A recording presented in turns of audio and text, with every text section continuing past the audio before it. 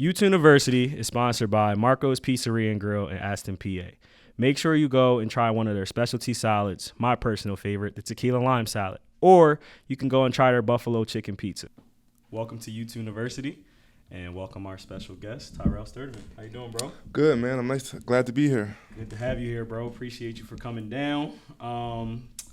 Let's get right into it. So you are an overseas pro, and you play for Luxembourg, right? Yep. Luxembourg, Germany. So wait, Luxembourg. So Luxembourg is a country. Okay. So it's like Germany, and then there's Luxembourg. Okay. So Luxembourg is the own country. People are gonna be so mad at me if I let that slide. I'm sorry. That's fine, because I wouldn't know. They're gonna be mad. I'm not even. No, that's cool. We're not even gonna go into that. But no, that's cool. So I mean, dive into a little bit of that. Let's talk about the overseas life, what it's like over there, and we was talking a little bit before, like you said, it's a culture difference, from here to there. Like, talk about that a little bit. Yeah, it's so much different, and I was telling you before off camera that it's like when I come back to the States, it's like a culture shock for me here, as opposed to the other way around. Right. It's just simple things that are different, like. There's no like Wawa. Right. So you can't get. I've had Wawa like 5 times since I've been home. Okay. It's like after 10 o'clock you can't get anything. Really? Yeah, things like that. Like that's after crazy. Like you over in Europe, you pump your gas and then you pay, and it's vice versa here. Right. It's like just so many things that are different that it's just like weird to me to be here. Yeah. After experiencing those things for the last years. Yeah. Okay. Now, like we always hear up here, the play style differences from Europe to, of course, the States, and how things are done up there is more like I would say is a more fundamentally driven type of game overseas. Yeah. So tell us a little bit about that, like what the play style and how everything kind of complements you or doesn't complement you. Like what's that about? I would say to be successful overseas, you definitely got to know how to play basketball. Right. Like moving, cutting, passing, spacing, super important, especially in Europe because we don't do the 3-second in the key rule. Oh. So you definitely got to know how to have your spacing because the defenders can just sit in the paint if they please. That's something. But at the same time, you got to be able to score the ball. So you got to be able to take advantage of your one-on-one matchups, the mismatches, and all those things. So. Right. Differences, but also similarities. Okay. And that's kind of like, I mean, it's not too much of a big difference because, like, it's kind of taking you back to high school a little bit where you can kind of just people can sit in the 2-3 zone and they don't have to really move too much out of the paint. Exactly. But, as pros, it's just like we don't see that up here, of course, because like you said, like it's a big, difference. So you had a great season this year, 20 points, 10 boards, right? Something like that. 2 assists, couple steals a game. Yeah. Now, this is your 3rd season with this team, or do you sign with a new team every year? Like, how does that work up there too? It's my 4th season. I just finished my 4th season playing pro. Okay. I've been with the same team that I was with the last 2 seasons. Okay. Normally you sign with a new team every year, but sometimes in situations you have the same squad each year. Okay. So I was fortunate enough to be with my team for the last 2 years, and I am switching teams the next year. Okay. But I've been fortunate enough to be with the same team for the last 2 years. So it was a great experience. Okay, that's good. And I know you was we was also talking about like just how. Again, the culture difference, and we talked a little bit about it just a couple seconds ago, but like when you come back, other than like gas and Wawa, like what do you think are the biggest things up there that you can see, like especially just with people? Like what's the biggest things, with people and interacting with different people and everything like that? I think when you walk around, I think people are kind of like fans at first. Okay. I think they're like fans at first, or just kind of like, I don't know, like it's hard to describe, but it feels like people are fans at first. Okay. But then you get to talk to people and you get to know people and recognize people, and people are very friendly. People are very friendly, especially in Luxembourg. Everybody speaks English also. Which is, that makes things a lot easier. So it's easy to adjust over there. Right. But people are very friendly, and it's nice place to live. Good. That's what's up.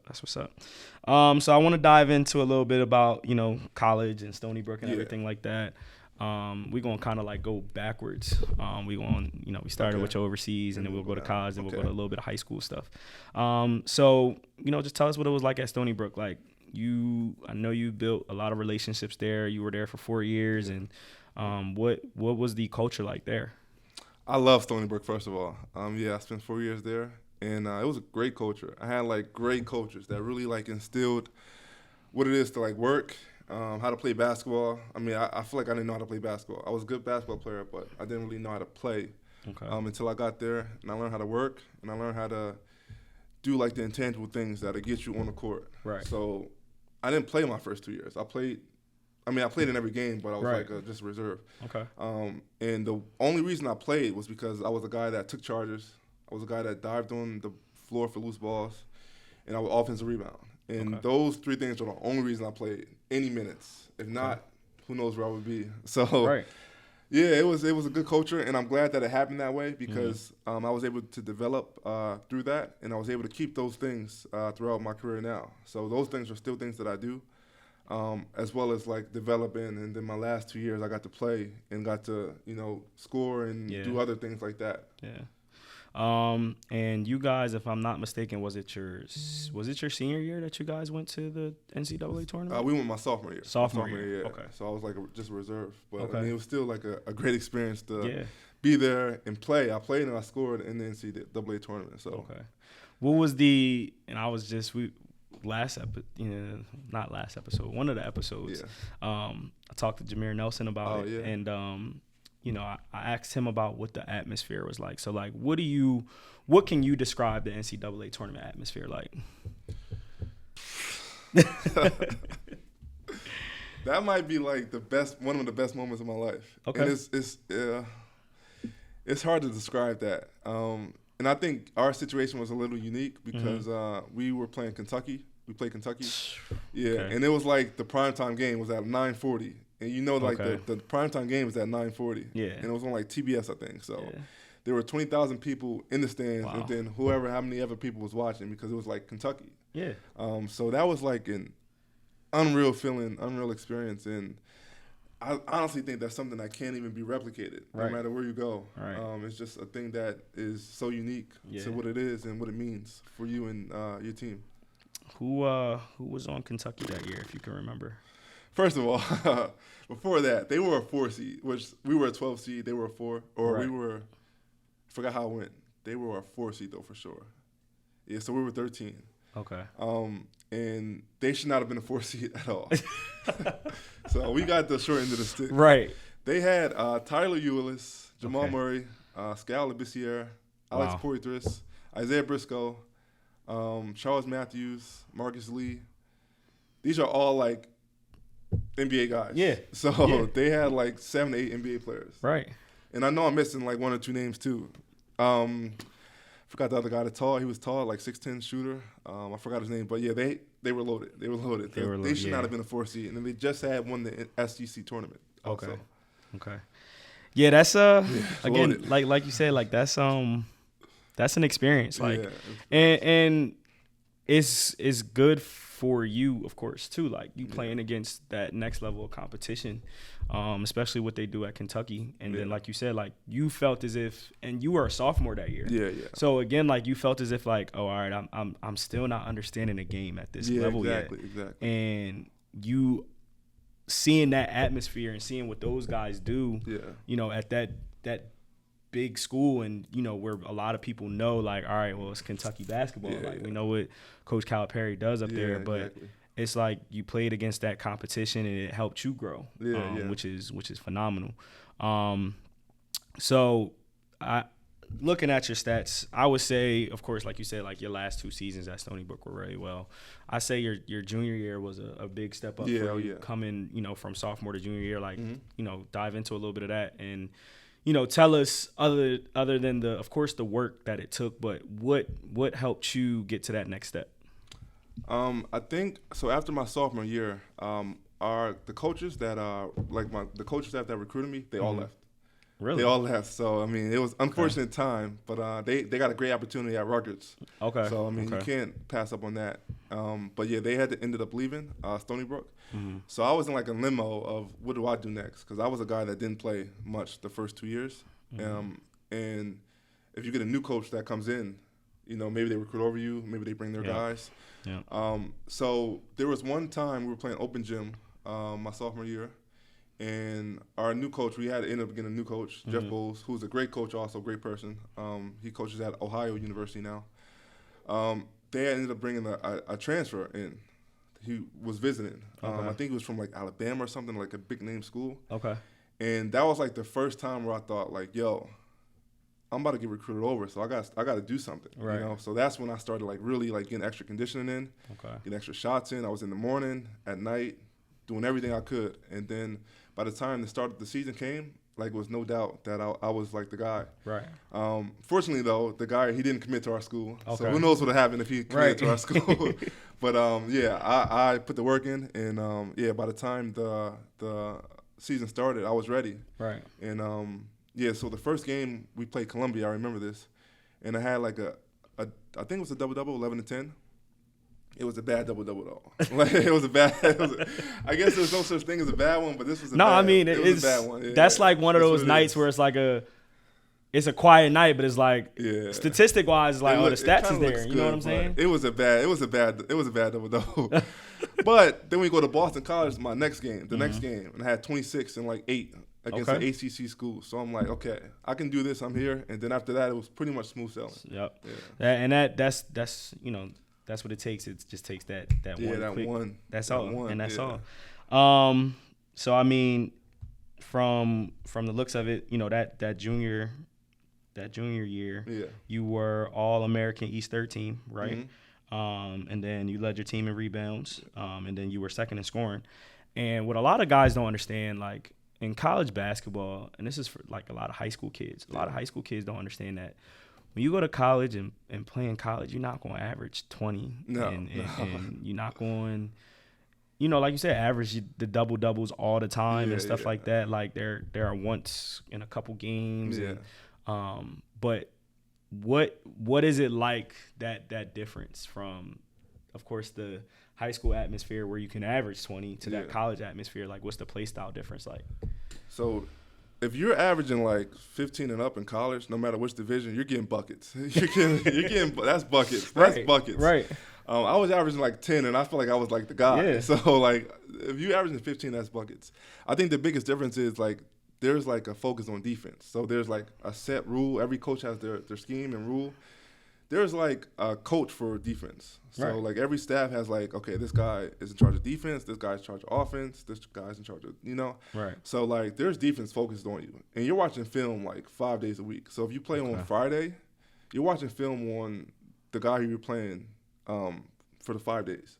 Okay. Even on game day, you're watching film. So you know everything that a guy does. Right. So for you to counteract that and score 20, you're a good player, because if you can score 20 while the defense is focusing on you and they know all your tendencies, moves. Like I know when I was like in college, I used to go on Synergy. I don't know if you know Synergy or not. It's like Yep. I used to go watch guys' misses, their makes, how can they shoot with their left hand, their right hand, the drives, spot up shooting. Like there's everything out there for you to watch. So I mean, if you can score 20 points on that, you're a good player. Yeah. It's hard to do. Yeah.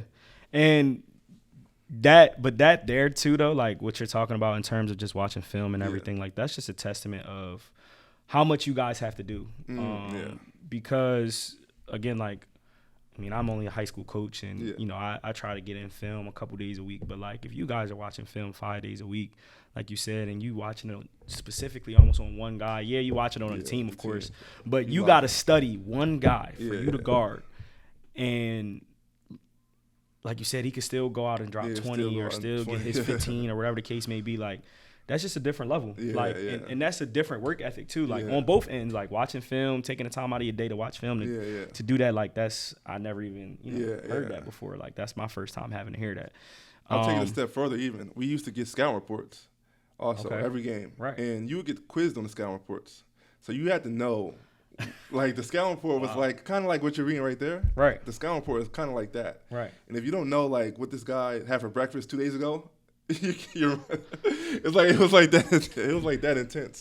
But it has to be because you guys are there to put that work in to really understand what it takes. That's what it is. And it's crazy to hear you say what you said, like in regards to defense, how and I've heard this from a lot of the guys that I work with that are playing college now, like how defensive driven their coaches are.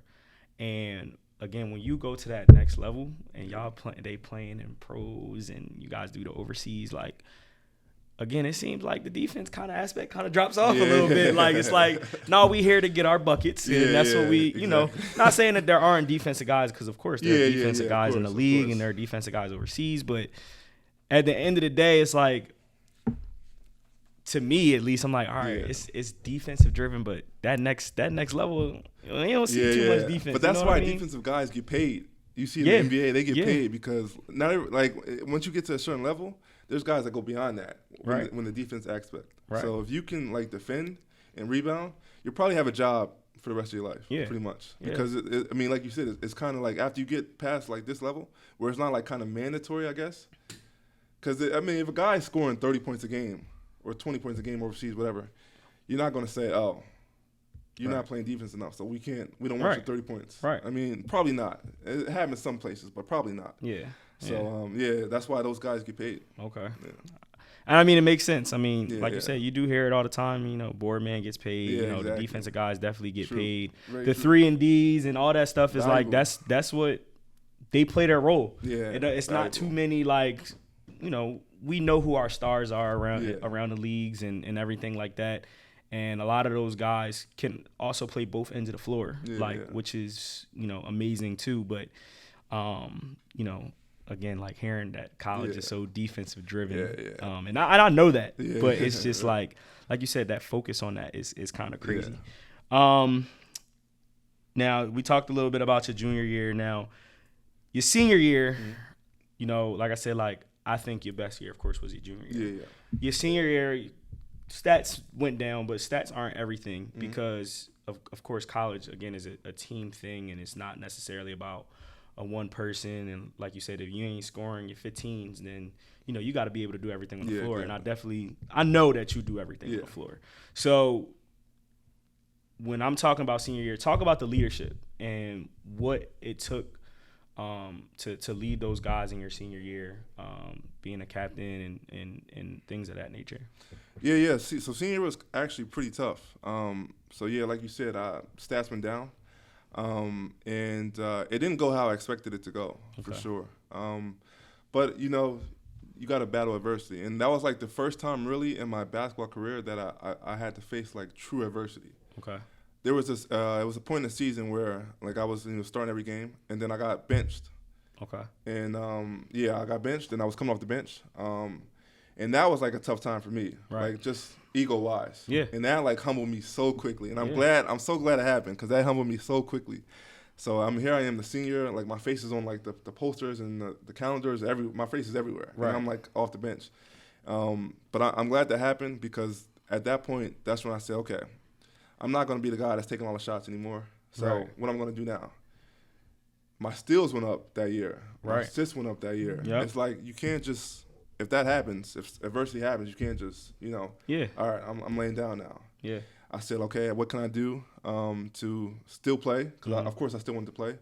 And that's what I did. And it was tough to lead at the same time as fighting your personal battle with how you're going to play. And of course, now I'm thinking about next year, like I want to play overseas. So how's this going to look? But it was tough still leading those guys. But at the end of the day, those were guys that I've been with, go to war with, practice with all the time. So at some point in basketball, you got to put your ego aside and think about the team first. Yeah. And I think overall it helped me, though, become a better player because now I was better at defense. I was defensive-minded. Assists went better, so I was a better passer. Right. And I studied the game more because I saw the game more. Like I was on the bench. Exactly. I wasn't used to being on the bench. So I looked at the game a little bit more, and I looked at it a little bit differently.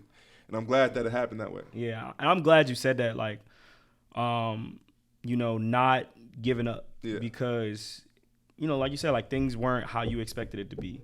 And you took that opportunity and applied it to yourself and applied it to your game. Like you just said, like I was coming off the bench, but off the bench, to me, like I came off the bench in high school a lot, especially my junior year. And then, of course, my senior year, I didn't play because I tore my ACL, so I had an injury.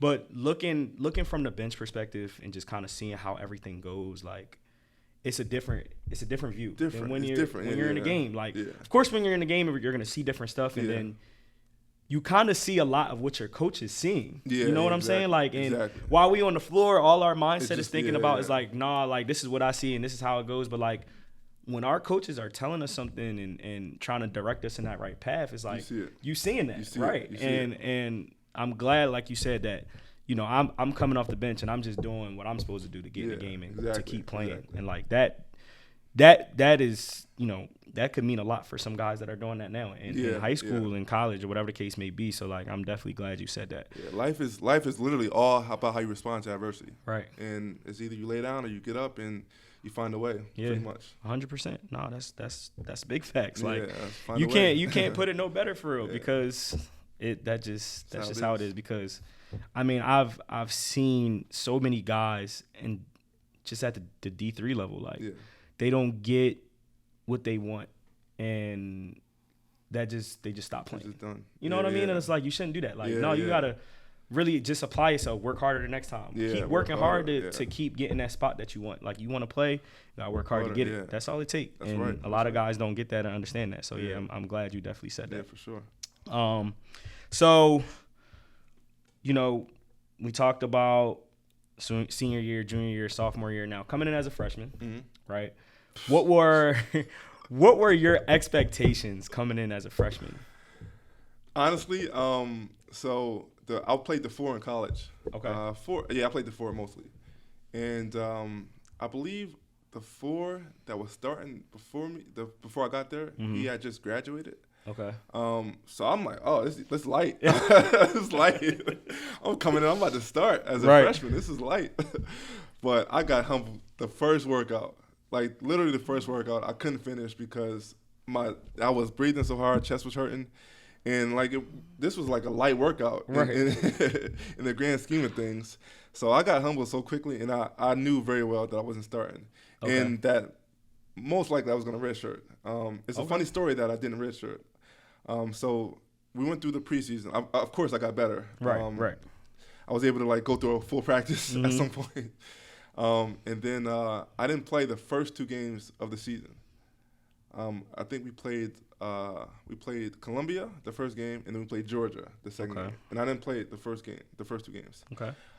So after the Georgia game, coach called me into his office, and he said like, "Yo, okay, I don't know if you're going to play this season. We got other guys ahead of you. Like I was a freshman, everybody else were upperclassmen. Right. So he says like, we don't know if you're going to play. We think you should redshirt." And I'm like, no, I don't want to redshirt. Just give me one chance, and then, let's see what happens. And I said, okay, I would sacrifice a year to give myself a chance. Right. Because I didn't want to redshirt. I didn't want to sit out. Right. I mean, redshirting is not a bad thing to do. Yeah. I just felt like I could play. Right. So luckily, the next game we played a D3 school. Okay. I forgot the name of it, but he put me in. And I had a double-double. I shot I went from 11 for 10. I had 11 and 10. Okay. I was feeling good. I had a double-double. So we walk into practice next day, and our coach, Coach Jay Young, he coaches at Fairfield now, head coach. Okay. He's like, "Oh, are you happy about that? That was a D3 school. You should do that." So the next game, we play Western Kentucky. Very good school. And I have 10, 8, and 3 or something like that. And I'm like, okay. Now they know, like I don't have to redshirt now because okay, I can play at this level. Yeah. And I'm glad that happened, that we had that conversation. I told him like I'm not redshirting. So that was like, it could have been a situation where, after the first 2 games, like I was like, I'm done. I'm going to leave. I'm going to transfer. But I'm glad that I got the chance to actually play. And I'm glad that I got to prove to myself more than anything that I could play as a freshman and I can like really contribute. Right.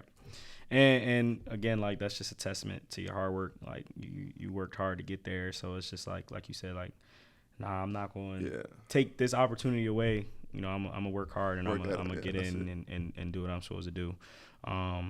And that's what's up. Like, you know, again, you can't just put it any other way. Like this, that's just the hard work and the testament of it. So again, like we going down. Talked about, you know, college a little bit now. Chester's, one of Chester's very own, right? One of Chester's very own. You guys that year, were you guys 26-5? Yeah, 26-5. I think that was the exact record. So, district champs. District champs, yeah. And I think you guys were 4 straight.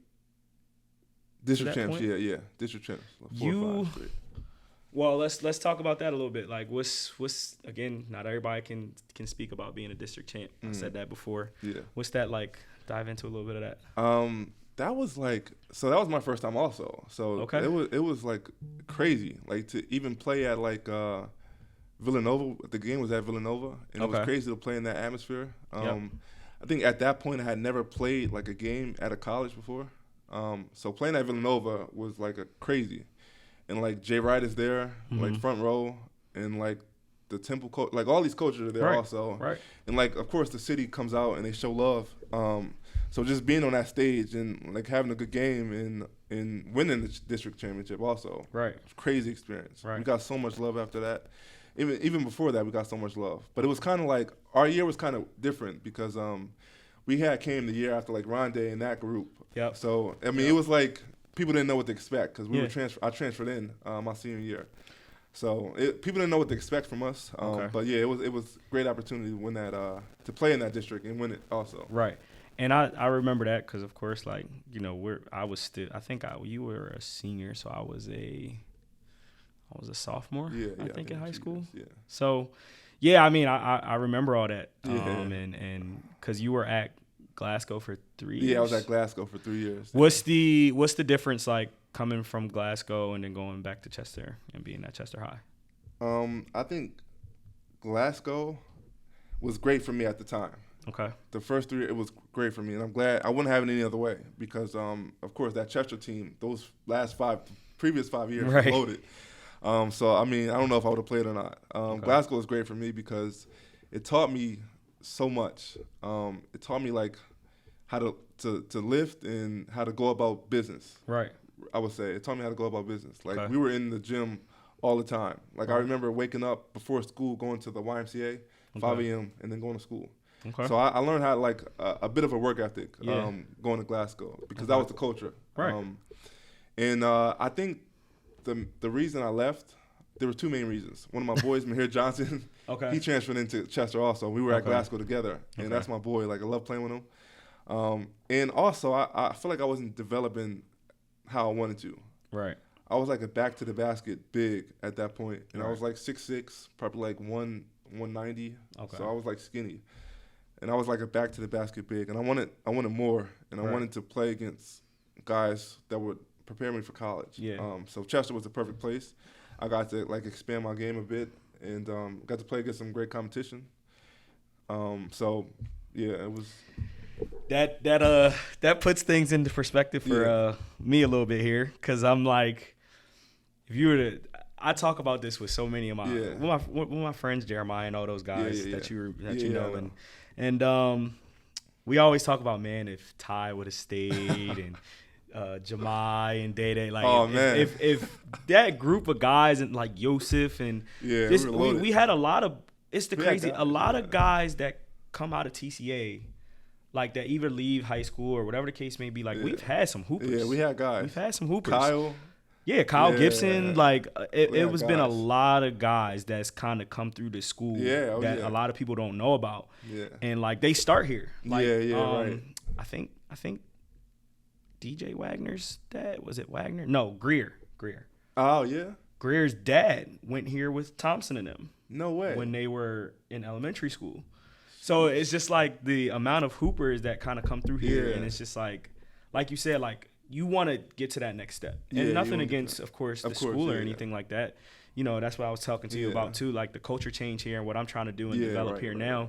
Is you want guys to be able to understand what it takes to get to that next level. Yeah. Right. And guys want to have that competition where they're playing guys at the next level. Exactly. So, like I said, you put things in perspective for me. Because I always question, like, dang, why did they leave? Like, what's the thing that made us kind of like not go here because it's just like Yeah. we could have whatever we want. Yeah, here. exactly. You know what I'm saying? Yeah, like, that's true. And that's what we need to do here and kind of just keep building up here too. But no, I mean I'm glad that you definitely took that next step, like you said, even leaving Glasgow and going to Chester High. Like, the sports aspect, the sports culture there is a great culture. And not even just the sports. And I talked to one of the Chester High kids an episode before, and he was just talking a little bit about the culture at Chester High and how everything is a family amazing. And everything It's like amazing. that. Yeah, and amazing. People they hear Chester, so all they think about is the negative stuff. Yeah, right. No, but like you said, the culture is great. So great talk culture. a little bit about that. Talk a little bit about just Chester in general, being from the city and everything. Yeah. I my earliest memories are playing on 7th Street, like just going out and hooping and being in leagues. My earliest memories are those, like all hooping memories. So my view on Chester is we got hoopers. Like people like where I was at was like you would go outside, you would hoop, and then you go inside, shower, and play the game. That was it. Go outside, hoop, go inside, play the game, shower, and whatever. So those are my memories. I was in Chester from a kid to 17. Yeah. And that's all I remember. Yeah. I don't remember none of the violence and none of that stuff. I remember like we have passion. People coming outside, they want to hoop, and people trying to make a life for themselves, for real. Yeah. And I remember going to Chester High games as a kid and seeing like the energy. And I knew, like, I wanted to play there at some point. I always wanted to play there. And then being able to play there and seeing that for you, crazy. Yeah. Crazy. Yeah, it's crazy. Never, you can't, I mean, it's no, I'm trying to explain it in the words, but, like, it's just like a pride that you have if you're from Chester. You play for Chester. It's just a pride that you got. Right. Last question, and I just wanted to ask about a little bit of AAU stuff. Yeah. What was the AAU world like for you? Like, it's different a little bit now, of course, and it's going to continue to change over the years. But I know you played with Malik, Coach Malik and Team Nelson and everything. But what was it like, in your AAU days? Man, AAU was some of my best times also. Okay. Traveling with your boys, and we were actually winning tournaments. Like, it was like, and this was an era where, like, when I played AAU, it's an era where, like, people weren't sponsored. You weren't getting gear and stuff like that. Right. So we were sponsored also by Jameer. So he had, like, a Reebok deal. We were getting Reeboks. We thought we were, like, the guys. Right. And we were going out and we were winning tournaments. And we were winning tournaments. We were coming, like, in good positions in nationals. And we were, like, we were something. So that was a great time. But then again, my last year of AAU, I switched teams. And I went to Where I Won. I don't know if you know Where I Won. So I went to Where I Won. It's like the same type of thing. It's like a trend in my career. Like I get to a point and I feel like I got more, so I go somewhere else. It was nothing against Team Nelson, nothing like that. I mean, those are my guys for sure. But I went to Where I Won just to the same reasons to get me ready for what was coming and what I wanted to do. Yeah. And be on a bigger stage, I guess. The Under Armour circuit at that point was just starting to pop off. Yeah. Yeah. So I wanted to be like on the circuit, and I ended up switching, and I think it was a good decision. I got to play with like Ben Bentil, Derek Jones, Austin Tillman, like so many good players. Right. So I think it was good that I switched also. Okay. Yeah. All right. I mean, that's good to hear because I of course I'm coaching AAU and everything like that. So getting guys to that next step, even if it's going to a different team or anything like that, like you always just want guys to continue to grow and continue to kind of build themselves up. To kind of finish up here, like that's one thing I think that you should definitely keep doing. Yeah. Just keep building yourself up. Like exactly. Regardless of whatever you want to do, continuing with basketball, like, you still young, bro. Like you got a lot of years left still. So like just keep doing your thing and keep prevailing and keep going to that next step, whatever it's going to take, keep doing it. Definitely happy for you. Appreciate it, bro. Appreciate you coming on the show. No problem, bro. It was fun. All right. Appreciate it. That's a wrap.